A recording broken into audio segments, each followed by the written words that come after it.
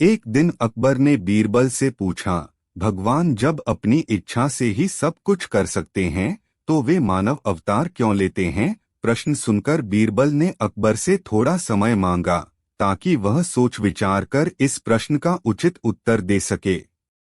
अकबर ने बीरबल को समय दे दिया। अकबर से आज्ञा लेकर जब बीरबल घर की ओर निकला तो शाही बाग में एक दासी को अकबर के पुत्र को गोद में घुमाते हुए देखा। बीरबल दासी के पास गया और बोला, आज बादशाह सलामत ने मुझसे एक तार्किक प्रश्न किया है। उसके सही उत्तर के लिए मुझे तुम्हारी सहायता की आवश्यकता है। दासी ने पूछा कि वह कैसे उसकी सहायता कर सकती हैं। बीरबल ने उसे समझाना शुरू किया, ध्यान से सुनो। जब बादशाह सलामत शाम को तालाब के किनारे अपने पुत्र के साथ खेलने आएंगे तो तुम एक कपड़े के गुड्डे को गोद में लिए तालाब के किनारे टहलने लगना। बादशाह के पुत्र को मैं अपने साथ छुपा कर रखूंगा। टहलते टहलते तुम ऐसा दिखाना मानो तुम्हारे पैर में ठोकर लग गई है और तुम गिर रही हो। इस प्रक्रिया में तुम कपड़े के गुड्डे को तालाब में गिरा देना। बीरबल ने दासी को यह भी विश्वास दिलाया कि उसे किसी प्रकार की परेशानी का सामना नहीं करना पड़ेगा, इसलिए वह डरे नहीं। बीरबल का आश्वासन पाकर दासी खुशी खुशी इस काम के लिए राजी हो गई। शाम को रोज की तरह अकबर टहलते टहलते राजमहल के तालाब के पास पहुंचे। उसी समय दासी बीरबल के कहे अनुसार अकबर के पुत्र के स्थान पर कपड़े का गुड्डा लेकर तालाब किनारे टहल रही थी। अचानक उसने पैर फिसलने का नाटक किया और उस कपड़े के गुड्डे को तालाब में गिरा दिया। अकबर को लगा कि उनका पुत्र तालाब में गिर गया है। अकबर फौरन तालाब के किनारे पहुंचे और पानी में छलांग लगा दी। जैसे ही अकबर पानी में कूदते हैं, पास ही पेड़ के पीछे छुपा बीरबल बाहर आ गया। उसके साथ अकबर का पुत्र भी था। वो अकबर से बोला, जहांपनाह, चिंता मत करिए, आपका पुत्र मेरे पास है और सही सलामत है। यह देख अकबर बहुत नाराज हुए और तालाब से बाहर निकलकर सैनिकों को बीरबल को गिरफ्तार कर लेने आदेश दिया। बीरबल ने तब बिना समय गवाए कहा, जहांपनाह, आज दरबार में आपके मुझसे जो प्रश्न किया था मैंने बस उसका व्यावहारिक उत्तर दिया है। आपके पास इतने सारे सेवक हैं जो आपके पुत्र के प्राणों की रक्षा कर सकते थे, फिर भी अपने पुत्र को बचाने आपने खुद पानी में छलांग लगा दी। ऐसा आपने अपने पुत्र के प्रति प्रेम के कारण किया। ठीक इसी तरह भगवान भी अपनी इच्छा मात्र से सब कुछ कर सकते हैं। इसके बाद भी अपने भक्तों के प्रेम के कारण और उनकी रक्षा के लिए मानव अवतार लेकर धरती पर अवतरित होते हैं। बीरबल के उत्तर से अकबर संतुष्ट हो गए। उन्होंने उसकी सजा माफ कर दी और इनाम से नवाजा। एक बार जब बादशाह अकबर अपने दरबार का संचालन कर रहे थे तो उन्होंने बाहर से आने वाली तेज दलीलें सुनी। तुरंत उन्होंने अपने एक गार्ड को आदेश दिया कि वह जांच करे कि क्या हो रहा है। कुछ देर बाद पहरेदार दो आदमियों के साथ वापस अंदर आया और उन्हें अकबर के सामने पेश किया। पहरेदार ने कहा, हुजूर, वे बहस कर रहे हैं और एक दूसरे पर धोखा देने का आरोप लगा रहे हैं। अब वे आपके पास शिकायत लेकर आए हैं क्योंकि वे समाधान करने में असमर्थ हैं। अकबर ने पहरेदार की बात सुनी और उन दोनों आदमियों से पूछा कि समस्या क्या है। उनमें से एक आदमी ने जवाब दिया, हुजूर, मेरा नाम उमर है। मैं एक व्यापारी हूं और यह आदमी मेरा नौकर है। मैं 6 महीने पहले व्यापार और व्यवसाय के लिए समुद्र में गया था। एक सप्ताह पहले मैं समुद्र से वापस आया और देखा कि मेरा यह सेवक मेरा भेष धारण कर घर में आ गया है। वह खुद को उमर और मुझे उनका नौकर बता रहा है।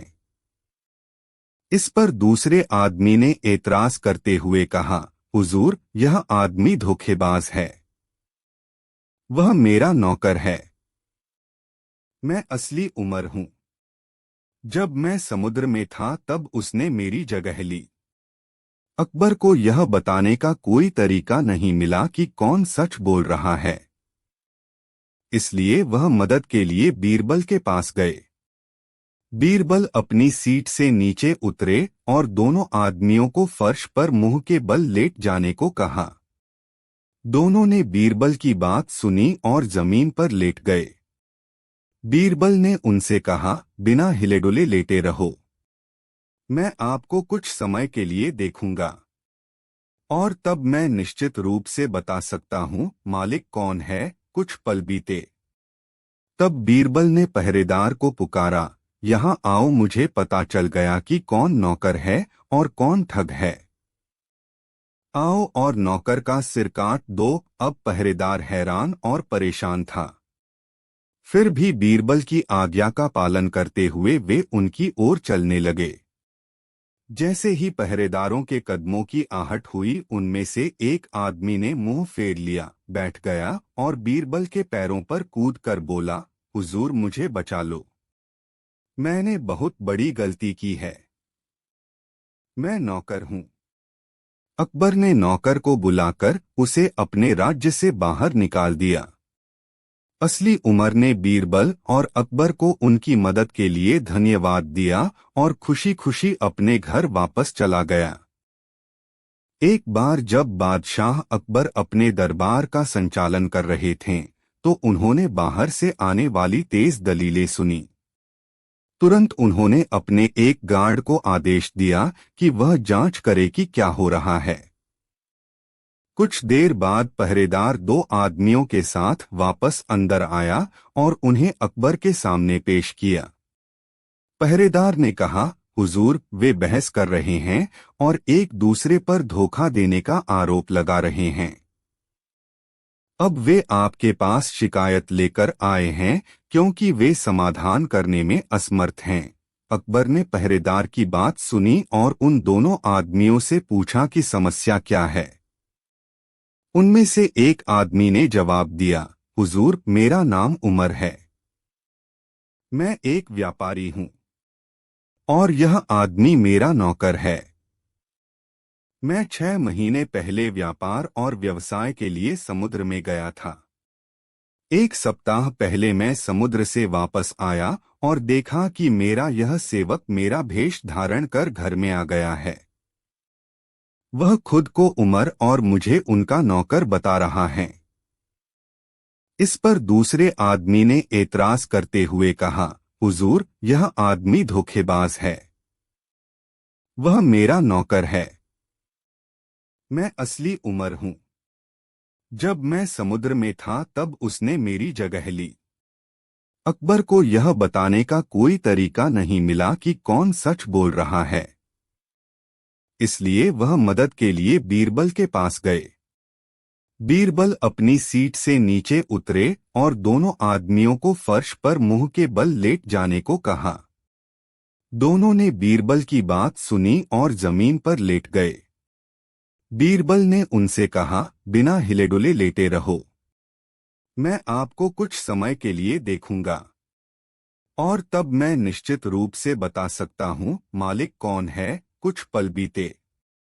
तब बीरबल ने पहरेदार को पुकारा, यहाँ आओ, मुझे पता चल गया कि कौन नौकर है और कौन ठग है। आओ और नौकर का सिर काट दो। अब पहरेदार हैरान और परेशान था। फिर भी बीरबल की आज्ञा का पालन करते हुए वे उनकी ओर चलने लगे।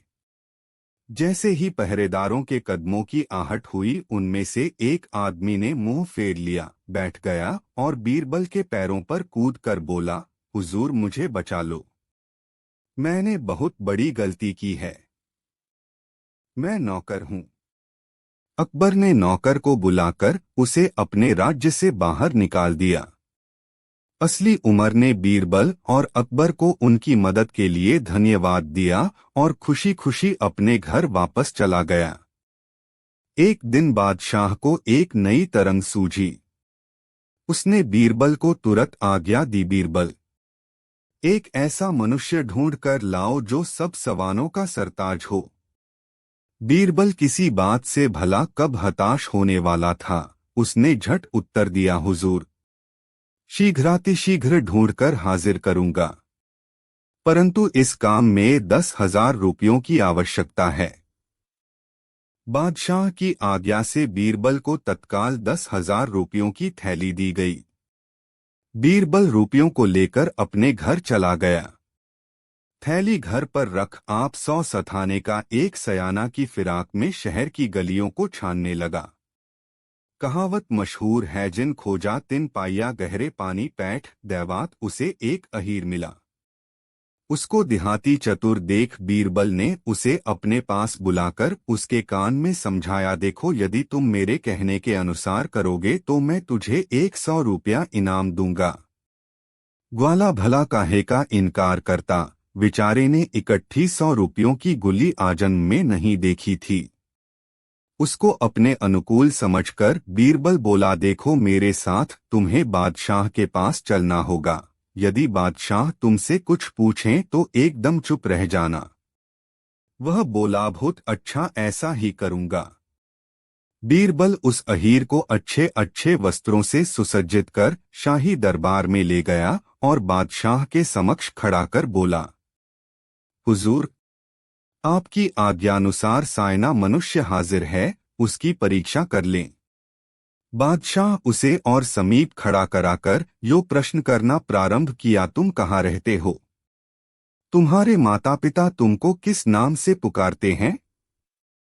कौन सी बात विशेष जानते हो? बादशाह ने बारी बारी से इसी प्रकार अनेकों प्रश्न किया, परंतु वह तो सोहबल्ले की तरह पहले से ही पढ़ाकर पक्का कर दिया गया था। उत्तर काहे को देता। अब बीरबल को उसे संभालने की बारी आई। वह बोला, हुजूर, आपके पूछने का इस आदमी ने यह अर्थ निकाला है कि न जाने बादशाह यह सब बातें पूछकर पीछे क्या करें, क्योंकि ऐसी कहावत उसे पहले ही से याद है, राजा योगी अग्नि जल, इनकी उल्टी रीति। डरते रहियो भाइयों, थोड़ी पाले प्रीति, पदार्थ मौन धारण कर लिया है। आपने सुना होगा, चुप्पा सबसे भला। बादशाह को बीरबल की शिक्षा से आनंद प्राप्त हुआ और अहीर को घर जाने की छुट्टी मिल गई।